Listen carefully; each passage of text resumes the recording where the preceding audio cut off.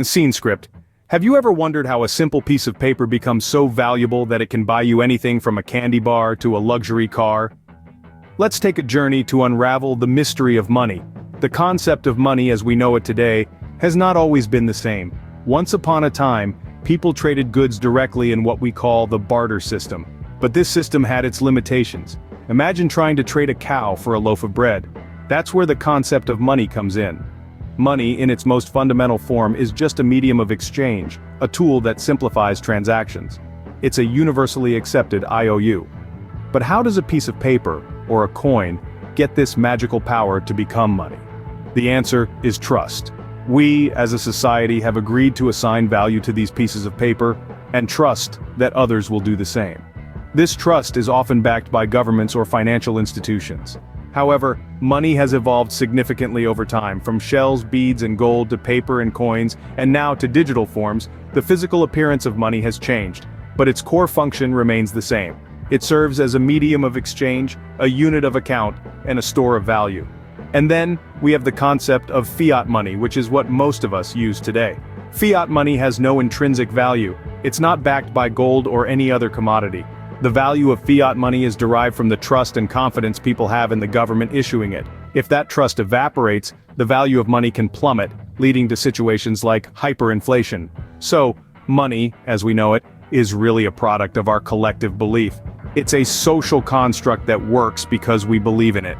It's not the paper or the coin that holds value, but the promise, the trust that it represents. So the value of money isn't in the paper itself, but in the trust we place in it. Now that we understand money, you might be curious, where do banks fit into this picture? Well, it's time to pull back the curtain and explore the role of banks. Banks are essentially financial intermediaries.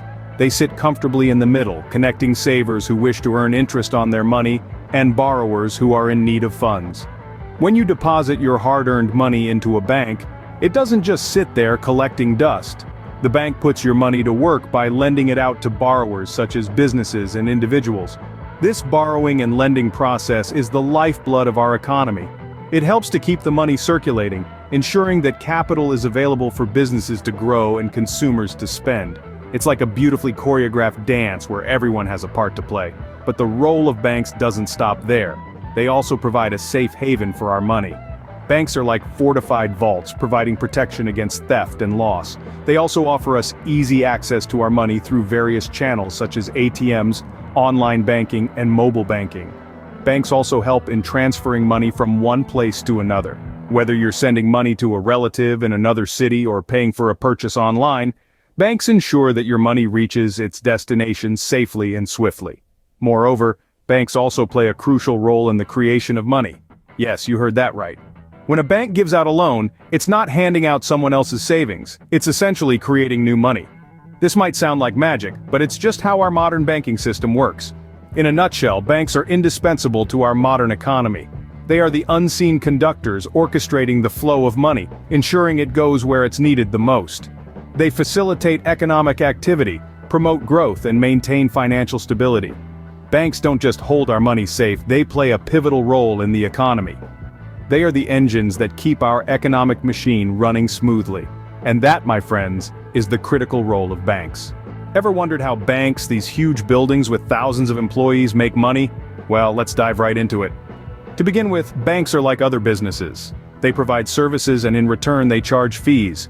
These services can range from maintaining your checking account to providing a safe deposit box. But unlike most businesses, banks have a unique way of generating income. They make money on the money we deposit with them.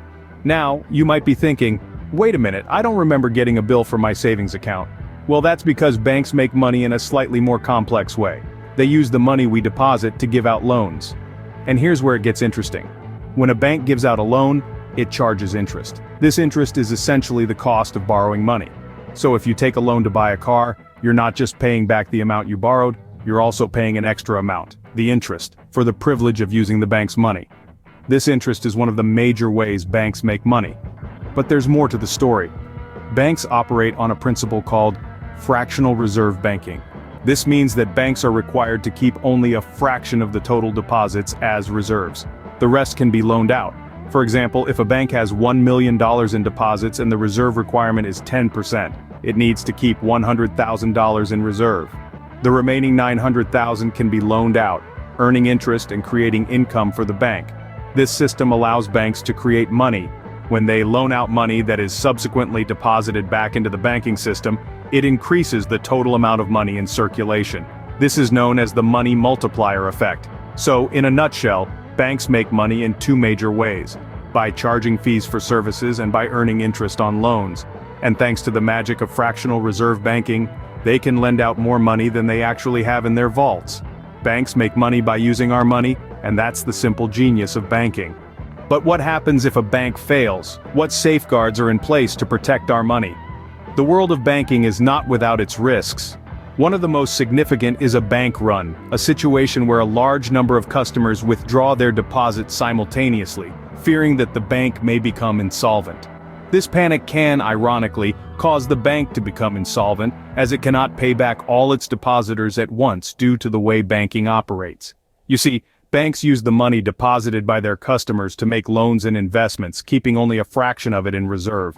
Another risk is that of financial crises, which can occur when a significant number of banks or financial institutions face problems at the same time, leading to a potential collapse of the entire financial system.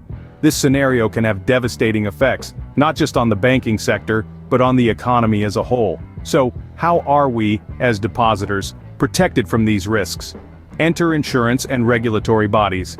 In the United States, for instance, the Federal Deposit Insurance Corporation, or FDIC, insures depositors' money. If a bank fails, the FDIC steps in to protect the depositors, covering up to a certain limit. This insurance gives customers confidence that their money is safe, preventing bank runs. Regulatory bodies, on the other hand, work to ensure the stability of the financial system.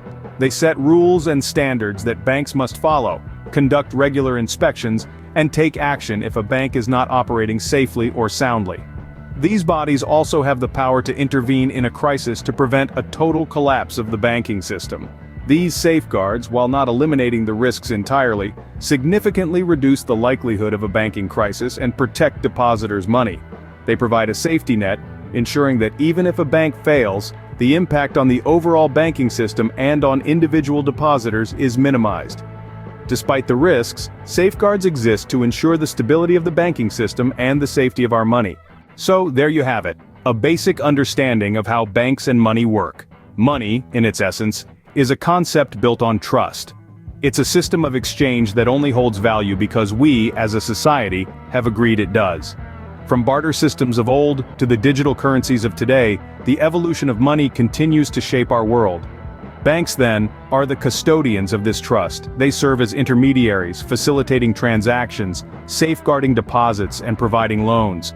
In a way, banks are the architects of our financial ecosystem, bridging the gap between those who have money to save and those who need money to grow. Next, we've explored how banks make money. Remember, when you deposit money into a bank, it doesn't just sit there.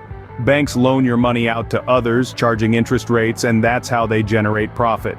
Your savings account is essentially a loan to the bank, and the interest you earn is your payment.